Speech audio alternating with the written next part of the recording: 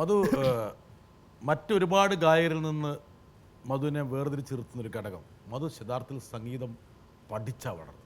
അതെ, ഒരുപക്ഷെ ഒരു സിനിമാ പാട്ടിൻ്റെ ഒരു രഥത്തിലല്ല മധു ഈ ഗാനരംഗത്തേക്ക് വന്നത്. അതിനേക്കാൾ ഉപരിയായിട്ട് സംഗീതം ഒരുപക്ഷെ ഒരു ജീവിത മാർഗമെന്ന നിലയ്ക്ക് അപ്പുറത്തേക്ക് ഒരു പാഷനായിട്ട് മധു. തീർച്ചയായിട്ടും അതാണ് ഒരു വിഷയം മധുവിനെ വ്യത്യസ്തനാക്കി നിർത്തുന്നൊരു കാര്യം. ഞാൻ കുട്ടിക്കാലം മുതലേ പാടുന്ന എൻ്റെ അച്ഛനും അമ്മയ്ക്കൊക്കെ അറിയാമായിരുന്നിരിക്കും. 2ാം ക്ലാസ്സിൽ പഠിക്കുമ്പോൾ എൻ്റെ ക്ലാസ് ടീച്ചറാണ് എന്നെ വേണ്ട രീതിയിൽ പ്രോത്സാഹിപ്പിക്കണമെന്നെല്ലാം പറഞ്ഞ് എൻ്റെ അച്ഛനോടും അമ്മയോടും എല്ലാം പറഞ്ഞ് 2ാം ക്ലാസ് മുതലാണ് ഞാൻ സ്റ്റേജിൽ പാടി തുടങ്ങിയത്. ആദ്യമായിട്ട് പാടിയത് ശരദിന്ദു മലർദീപനാളം നീട്ടി സുരഭിലയാമങ്ങൾ ശ്രുതിമീട്ടി, ഇതാണ് ആദ്യമായിട്ട് പാടിയത്. എൻ്റെ അമ്മയും എൻ്റെ സീനിയറായിട്ട് പഠിച്ച 2 ക്ലാസ് സീനിയറായിട്ട് പഠിച്ച ചേട്ടനും കൂടിയാണ് എന്നെ പഠിപ്പിച്ചു തന്നത്. ഈ 2 ലൈൻ മാത്രമാണ് എനിക്ക് സ്റ്റേജിൽ കയറി പാടാൻ പറ്റിയത്. പാട്ട് മുഴുമിക്കാൻ പറ്റിയില്ല. ഇല്ല, പേടിച്ച് ഞാൻ ഇറങ്ങിപ്പോയി. എല്ലാവരും എൻ്റെ മുഖത്തേക്ക് ഇങ്ങനെ ആകാംക്ഷഭരിതരായിട്ട് നോക്കണം കണ്ടപ്പോൾ എനിക്ക് എന്തോ പോലെ തോന്നി. അപ്പം പേടിയും എല്ലാം ചമ്മലായി. അതെ, അങ്ങനെ ഞാൻ സ്റ്റേജിൽ നിന്ന് ഇറങ്ങിപ്പോയി. ഒരു സ്റ്റേജ് ഫ്രൈറ്റിലൂടെ ആ പാട്ട് മുഴുമിക്കാതെ മധു ഇറങ്ങിപ്പോയി. കുഞ്ഞുനാളിൽ തന്നെ മധു ഏതെങ്കിലും ഒരു സിനിമയ്ക്ക് പോയി തന്നെ അതിലെ പാട്ടുകൾ മുഴുവൻ വന്ന് വീട്ടിൽ വന്ന് പാടുമായിരുന്നു. ഞങ്ങളത് മറന്നുപോയിട്ടുണ്ടാവും, പക്ഷെ അവൻ അതേ ട്യൂണിൽ തന്നെ പാടുമായിരുന്നു. അങ്ങനെയാണ് അവന് സംഗീതത്തിലെ ഒരു അഭിരുചിയുള്ള കുട്ടിയാണെന്ന് മനസ്സിലായത്. ചെറുപ്പത്തിൽ തന്നെ സ്കൂളിൻ്റേതായ കൂടാതെ തന്നെ എവിടെ സംഗീത മത്സരം ഉണ്ടാകുമോ അവിടെ എല്ലാം അച്ഛനും ഞാനും കൂടി അവനെ എല്ലാ സ്ഥലത്തും കൊണ്ടു നടക്കും.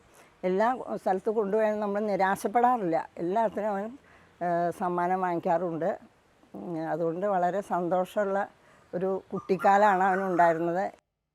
മധു ഒരുപക്ഷെ സംഗീതത്തെ ഇഷ്ടപ്പെടുന്ന ഒരു അമ്മയും അച്ഛനും മധുവിനുണ്ട്. അതൊരു ഭാഗ്യമായിരുന്നു. കാരണം അവരെന്നെ വളരെയധികം പ്രോത്സാഹിപ്പിച്ചിട്ടുണ്ട്. എനിക്ക് മത്സരങ്ങൾക്ക് വേണ്ടിയുള്ള പാട്ടുകളെല്ലാം സംഘടിപ്പിക്കാൻ വേണ്ടി അച്ഛനും അമ്മയും കുറേ കഷ്ടപ്പെട്ടിട്ടുണ്ട്. ഇതിൽ ആരാ ഗായക? രണ്ടുപേരും പാട്ട്. അച്ഛനും എന്ന് വെച്ചാൽ പ്രൊഫഷണൽ അല്ല, അച്ഛനും അമ്മയ്ക്കും പാടാനുള്ള കഴിവുണ്ടായിരുന്നു.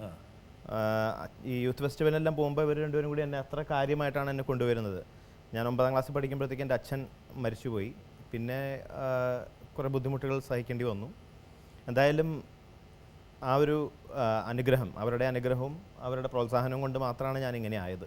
എന്തായാലും അന്ന് സ്റ്റേജിൽ മുഴുമിക്കാതിരുന്നൊരു പാട്ടുണ്ട്, ശരദിന്ദു മലർദീപം. അത് വേണമെങ്കിൽ ഒരു 4 വരി മധു പാടണം. എന്താ കാരണം വെച്ചാൽ ഒരുപക്ഷെ ആ പാട്ട് മധുവിൻ്റെ ജീവിതമായിട്ട് എനിക്ക് ചേർത്ത്. ആ പാട്ട് പാടുമ്പോൾ ഇപ്പോഴും എനിക്ക് ഒരു പേടിയുണ്ട് മനസ്സിൽ. ഇപ്പോഴും ആ ഒരു എന്തോ ഒരു ഓർമ്മ എനിക്ക് ഇപ്പോഴും എൻ്റെ ബാക്കി നിൽക്കുന്നുണ്ട്. അതുകൊണ്ട് തെറ്റിയാലും കുഴപ്പമില്ല, പാടി നോക്കാം. തെറ്റിയാൽ നാച്ചുറൽ ആണെന്ന് വിചാരിച്ചോ. തീർച്ചയായിട്ടും. റെഡി? ശരദിന്ദു മലർദീപനാളം നീട്ടി സുരഭിലയാമങ്ങൾ ശ്രുതിമീട്ടി ഇതുവരെ കാണാത്ത കരയിലേക്കോ ഇനിയൊരു ജന്മത്തിൻ പടവിലേക്കോ മധുരമായി പാടി വിളിക്കുന്നു ആരോ, മധുരമായി പാടി വിളിക്കുന്നു. ശരദിന്ദു മലർദീപനാളം നീട്ടി സുരഭിലയാമങ്ങൾ ശ്രുതിമീട്ടി. Thank you. അത് വളരെ മനോഹരമായൊരു പാട്ട്. പക്ഷെ ആ ചെറുപ്പത്തിൻ്റെ ആ പാട്ട് മധുവിനെ വല്ലാതെ ആകർഷിച്ചിട്ടുണ്ടാവും. അല്ലെങ്കിൽ ആ പാട്ട് തീർച്ചയായിട്ടും. അതെ, ആ പാട്ടിനെ എന്തോ വളരെയധികം എനിക്ക് എന്താ പറയുക ക്യാച്ച്, എന്നെ വളരെയധികം ആകർഷിച്ചൊരു പാട്ടാണ്. ആ ഒരു പ്രായത്തിൽ എന്തുകൊണ്ട് ആ പാട്ട് എന്നെ ആകർഷിച്ചു എന്ന് എനിക്കറിയാം. കാരണം ഒത്തിരി എന്താ പറയുക ഒരു അർത്ഥം കൊണ്ടും അതിൻ്റെ ട്യൂണും ഒത്തിരി ക്ലാസിക്കൽ പഠിച്ച ആൾക്കാർക്ക് പാടാൻ പറ്റുന്ന ഒരു രീതിയിലുള്ളതാണ്.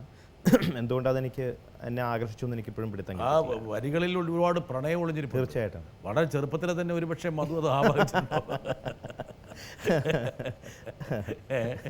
വെറുതെ അല്ല ഇങ്ങനെ ആരാധികമാരുടെ എണ്ണം കൂടിക്കൊണ്ടിരിക്കുന്നത്.